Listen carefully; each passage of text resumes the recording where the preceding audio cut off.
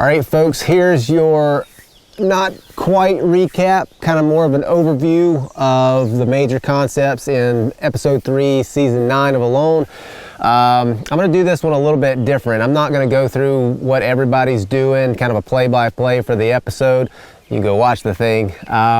Or if you want a very detailed recap, go check out Timogen's channel, Survival Doctors. He's doing the recap he did last is very detailed. He did a great job on that.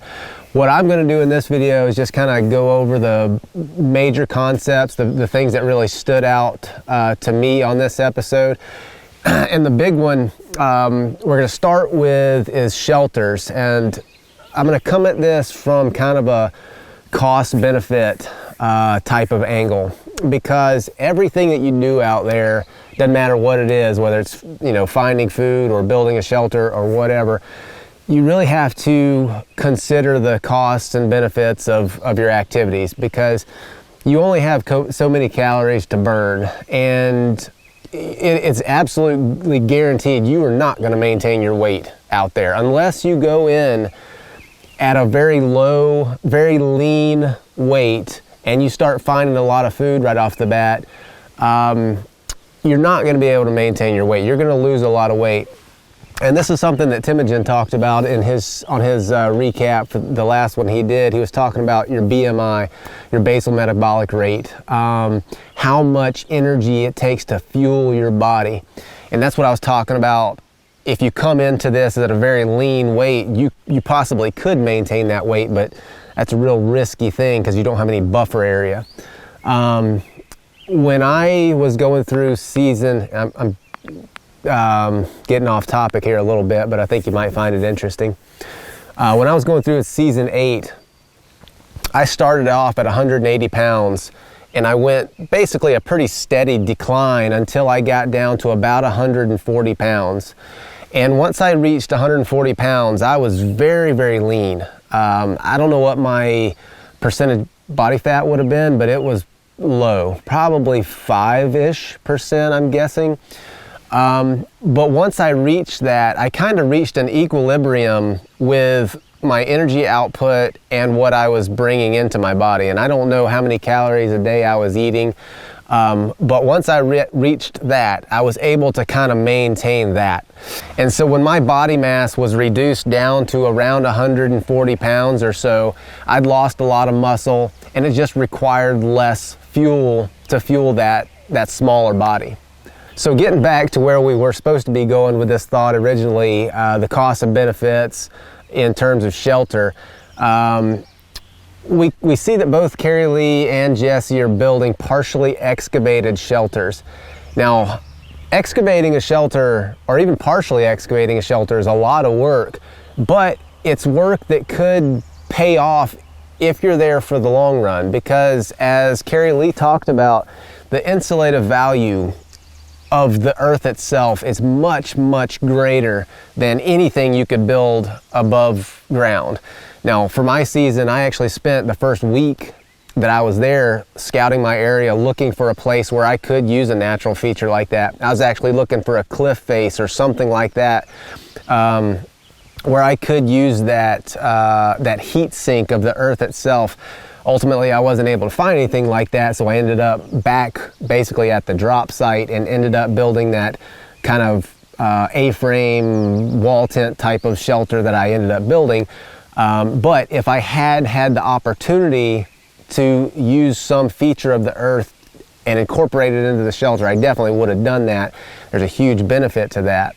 So excavating a shelter is a lot of work up front, but because it is better insulated, that just means that you're going to be saving energy later on, processing firewood, generating your own body heat. Those type of shelters are just better moderated in from temperature fluctuations than a freestanding shelter would be. So something I talked about in the last recap was selecting a good spot for your shelter. And in this episode, Benji mentions needing to get up out of the bottom to build his permanent shelter, and that's what he's getting at there, is that cold air sinks down into those areas. If you're in a bottom, like a creek bottom or a bog or something like that, just a low area, there's oftentimes a big difference in the temperature in the bottom of that. And if you just get up 20 feet, 15 feet, 10 feet even, and just get out of that bottom, oftentimes there's a massive difference in the lows in the temperature that you're going to be experiencing. And so getting up out of those places is highly recommended. But there's other things you have to take into consideration. And we see that Igor basically I don't know if he's forced to build his shelter down in the bottom like that, because he's talking about how spongy the ground is, and he's laying down logs to build his floor up so that he doesn't, basically he's not standing in water. So what happens with those boggy areas like that is you might be able to walk across it right now and be relatively dry. But if you spend a lot of time in that one little concentrated area, you're gonna compact the soil. Right now the soil's not compacted. There's a bunch of roots in there, there's air space, and so a lot of that water is in the ground. It's soaked up in the ground like a sponge. But if you're walking on that area, you're gonna compact that soil, and that's gonna force the water up out of it, and you'll eventually be standing in a pond. And so I think he's on the right track putting a floor in like that. You know, I don't know if that's his only option I'm assuming that's his only option for building a shelter where he has good access to the resources that he thinks he needs. Water, you know, trapping location, foraging areas, protected, all of that stuff. He does talk about, you know, maybe building it somewhere else, but then he doesn't have access to those things. So, you know, you just got to work with what's on your site, and that may be the best he has. The next thing I want to talk about is smoke in your shelter. Smoke is an ever-present issue. It's an issue on every season, and for just about everyone who has an enclosed shelter, smoke is a problem at some point. In my season, in my shelter, I actually had an external fireplace with a chimney that came up, and 90% of the time it was smoke free in there, except for when the wind blew from the east or the northeast. When it blew from that direction, it would push the smoke back down the chimney, and it just wouldn't draw. And when the wind was like that, I just couldn't have a fire. Luckily, most of the time the wind was from the south at my location, and so it wasn't a problem. Now, Adam, in this episode, did a fantastic job building a fireplace with what's called cob. He made that with clay that he found on his site and mixed it with grass. And this is something that I may end up doing a bushcrafting video on this, like how to build one of those fireplaces with a cob mix. But I thought he did a great job using the green branches to basically make a frame, and then use that to support that clay. Now, once that clay is good and dry, and hardened, I think that thing's going to be bomb-proof. And I like that he put a rain cover on there, because you can never fully cure out that clay. I mean, unless theoretically you could build a giant bonfire around the thing and fire harden, or you know, bake it like you're baking it in a kiln, but that wouldn't work in his situation because he's got the thing inside of his shelter. Anyway, he's got a rain flap on there so he can put it down, protect the clay, keep the rain from coming down in his fireplace.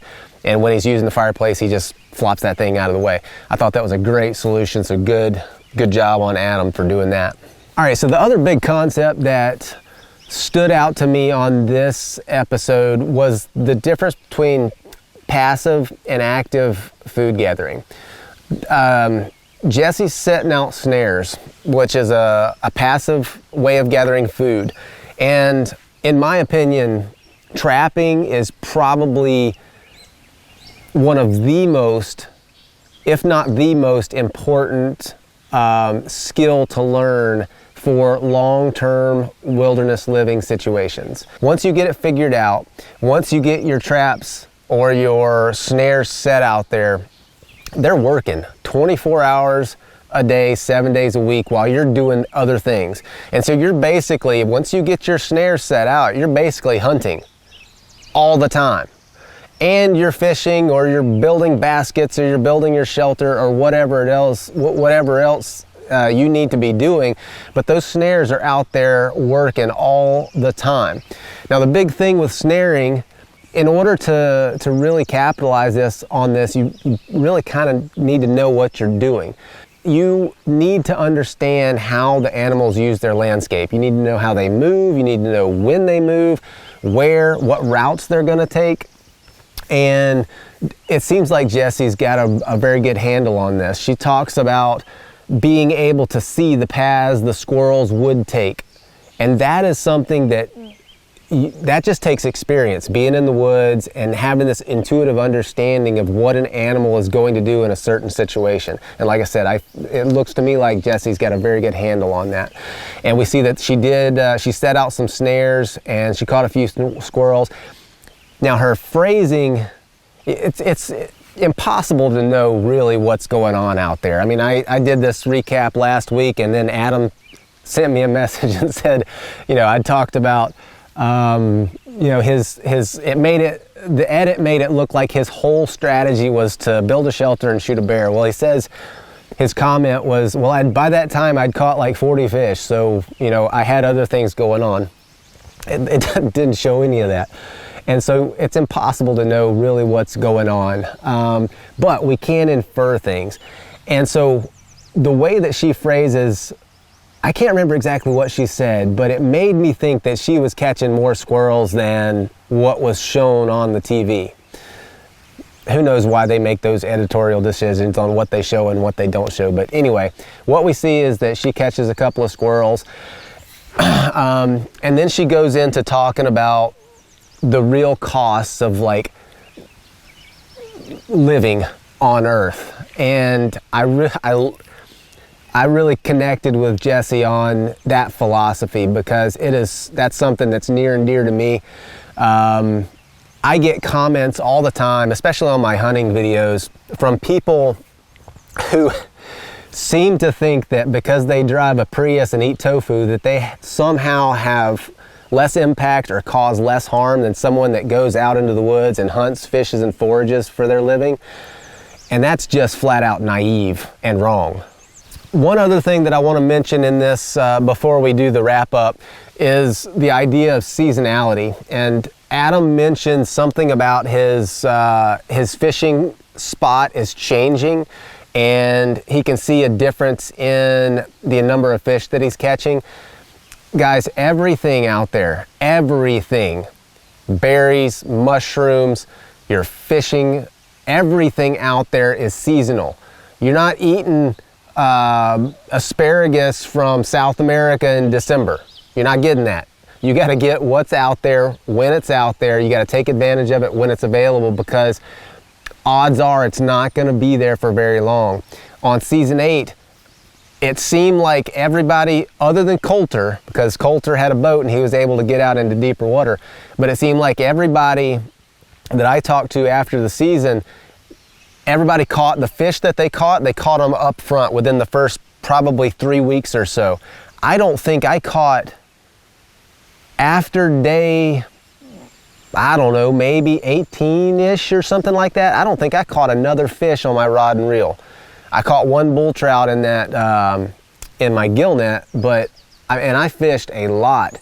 And so, the fishing was good up until that point, and then it just flat out fell off, and the fishing sucked after that. And so point being is everything is seasonal out there. Get it while you can. And so the last thing I want to talk about on here is the way that this episode ends. We see that Benji got a shot at a beaver and could not find it on the first day.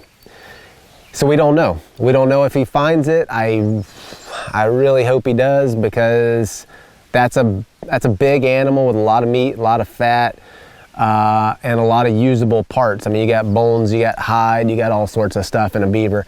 The problem with shooting an animal in the water like that is they don't leave a blood trail, and so there's no way to track that animal. And beavers are like a torpedo in the water. When he shot it, you can see it kind of flipped its tail, and then it flipped it one more time, but then it dove underwater, and there's no wake, there's nothing to indicate which way that beaver took off. Now, what I suspect happened, it looked to me like that creek had a little bit of a cut bank. I bet that beaver tucked up underneath that cut bank and was probably not very far from that spot. I don't know if that's the case or not. I don't know if he looked under the cut banks or not, if they were even there. But like I said, that's all we know is what we can see on the TV. I would love to see him find that thing at the beginning of next episode, but we'll just have to wait and see. So keep an eye out next Thursday before the new episode releases. I'll have some sort of video out, some sort of bushcrafting thing. Last time we did fire starting in the rain, so if you haven't checked out that video, do that. If you haven't checked out my book, do that, and we'll see you on the next one.